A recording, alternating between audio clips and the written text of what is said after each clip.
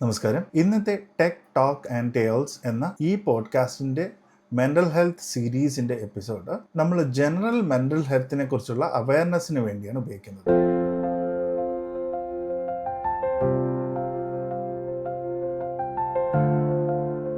നമ്മൾ ഇന്ന് ചർച്ച ചെയ്യാൻ പോകുന്നത് എന്താണ് ഈ ക്ലിനിക്കൽ മെൻ്റൽ ചാലഞ്ചസ്, പിന്നെ എന്താണ് മൊമെൻ്ററി മെൻ്റൽ ചലഞ്ചസ്. അതായത് നമുക്ക് clinical depression versus momentary depression. നിങ്ങൾക്കൊരു പുതിയൊരു ടാസ്ക് കിട്ടി, അല്ലെങ്കിൽ പുതിയൊരു ജോലി കിട്ടി, അല്ലെങ്കിൽ പുതിയൊരു കുടുംബവുമായി നിങ്ങൾ മിങ്കിൾ ചെയ്യാൻ തുടങ്ങി, you are forced to mingle.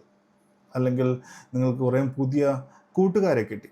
ഇവരൊക്കെ വളരെ റിച്ച് ആൻഡ് അഫ്ലുവൻറ്റ് ഫാമിലിയിൽ നിന്ന് വരുന്നത്, നിങ്ങളൊരു മിഡിൽ ക്ലാസ് അല്ലെങ്കിൽ ലോവർ മിഡിൽ ക്ലാസ് അല്ലെങ്കിൽ ലോവർ ഇൻകം കാറ്റഗറിയിൽ നിന്ന് വരുന്നതാണെങ്കിൽ ഒരു പക്ഷേ നമുക്കിതൊക്കെയായി പൊരുത്തപ്പെടാനുള്ള കുറേ ചലഞ്ചസ് ഉണ്ടാവാം. ഓക്കെ, ഇതിനെയൊക്കെ മൊമെൻ്ററി ചലഞ്ചസ് എന്നാണ് പറയുന്നത്.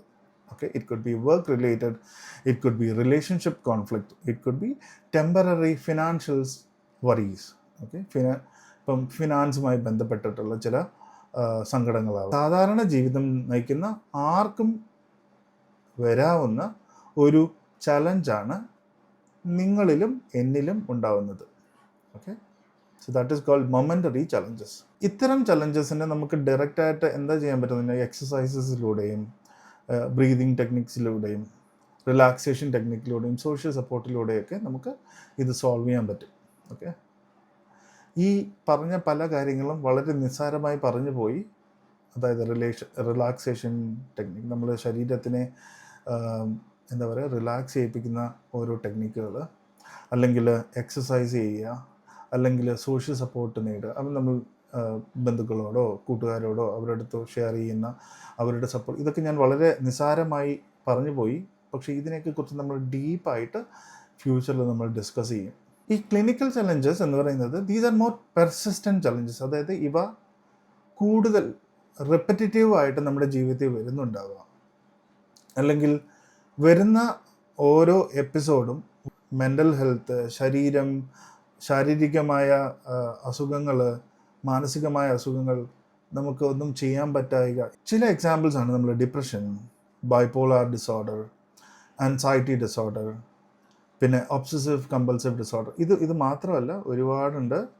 എനിക്ക് ആധികാരികമായി പറയാനുള്ളൊരു അറിവില്ല. അതുകൊണ്ട് ഞാൻ ഇന്നത്തെ എപ്പിസോഡിൽ നമ്മൾ കൂടുതലും നോക്കുന്ന ഈ 4 ക്ലിനിക്കൽ ചലഞ്ചസിനെ കുറിച്ചായിരിക്കും.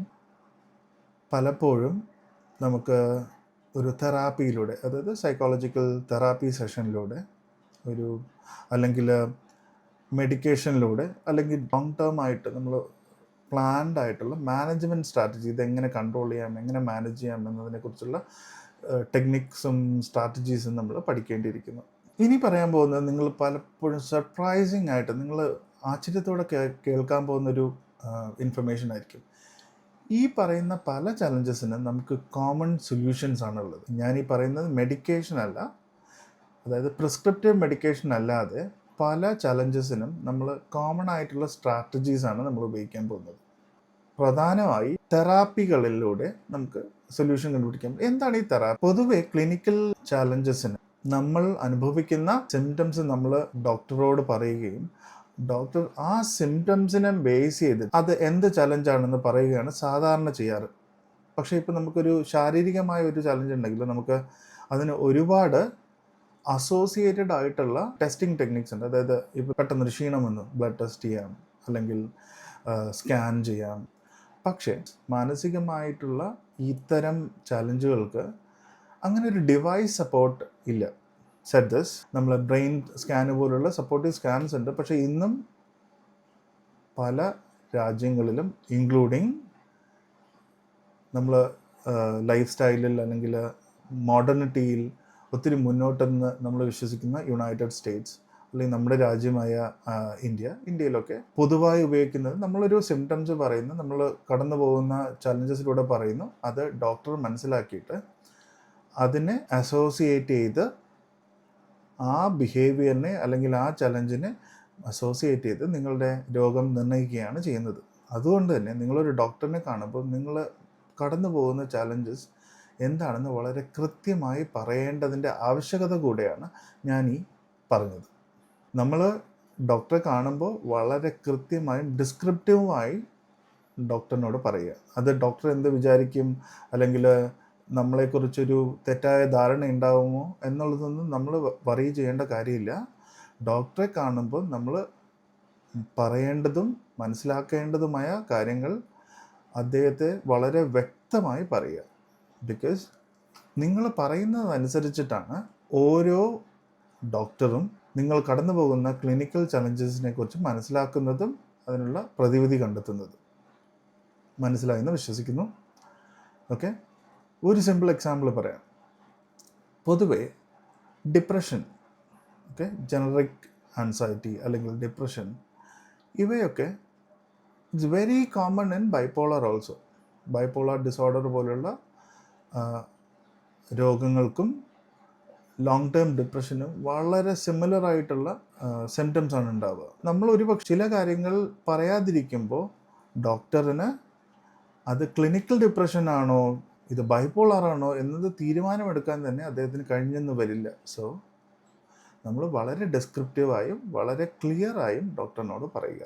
ഈ തെറാപ്പി കൊണ്ട് എന്താണ് ബെനിഫിറ്റ്, എന്താണ് ഈ തെറാപ്പി? ഫസ്റ്റ് തിങ് എന്ന് പറയുന്നത് മാനസികമായ ചാലഞ്ച്, പ്രൈമറി ക്ലിനിക്കൽ ചാലഞ്ചസ്. നമ്മളെപ്പോലെ തന്നെ മാനസികാരോഗ്യം ചാലഞ്ച്ഡ് ആയിട്ടുള്ള കുറേ ആളുകൾക്ക് ഇങ്ങനത്തെ സിംറ്റംസ് ഉണ്ടാകുന്നത് വളരെ സാധാരണമാണ്. അപ്പം ഇതിനെയൊക്കെ ബേസ് ചെയ്തിട്ട് കുറേ പ്രോട്ടോക്കോൾസ് അല്ലെങ്കിൽ കുറേ റെപ്പിറ്റേറ്റീവായി നമ്മുടെ ബ്രെയിനിനെ പറഞ്ഞ് പഠിപ്പിക്കുന്ന അല്ലെങ്കിൽ തയ്യാറെടുപ്പിക്കുന്ന കുറേ പ്രോട്ടോക്കോൾസ് എക്സ്പ്ലെയിൻ ചെയ്യുകയാണ് ഈ സൈക്കോളജിസ്റ്റ് ചെയ്യുന്നത്. So there is A clear differentiation between psychologist and psychiatrist. Psychiatrist ചെയ്യുന്നത് പ്രൈമറി ഡോക്ടേഴ്സ് നിങ്ങളുടെ രോഗം മനസ്സിലാക്കി നിങ്ങൾക്കൊരു പ്രിസ്ക്രിപ്റ്റീവ് മെഡിസിൻ അല്ലെങ്കിൽ അങ്ങനത്തെ ചലഞ്ച് ചെയ്യുമ്പോൾ psychologist they need not be a doctor but there are doctors. അവർ നിങ്ങളുടെ സിംറ്റംസിനെ ബേസ് ചെയ്ത് നിങ്ങളുടെ ചാലഞ്ചസിനെ ബേസ് ചെയ്തിട്ട് നിങ്ങൾക്കതിന് എങ്ങനത്തെ പ്രതിവിധികൾ, അതായത് എങ്ങനെ നമുക്ക് അത് സ്ട്രാറ്റജൈസ് ചെയ്ത് നമ്മൾ ആ ചലഞ്ചസിനെ നമുക്ക് അഭിമുഖീകരിക്കാം എന്നുള്ളതാണ് സൈക്കോളജിസ്റ്റ് എക്സ്പ്ലെയിൻ ചെയ്യുന്നത്. തെറാപ്പിയിൽ പ്രധാനമായിട്ട് 2 തരം തെറാപ്പീസാണ് പൊതുവെയുള്ള സൈക്കോളജിസ്റ്റ് അഡാപ്റ്റ് ചെയ്യുന്നത്. ഒന്ന് CBT, which is cognitive behavioural therapy, okay, and ACT, acceptance and commitment therapy.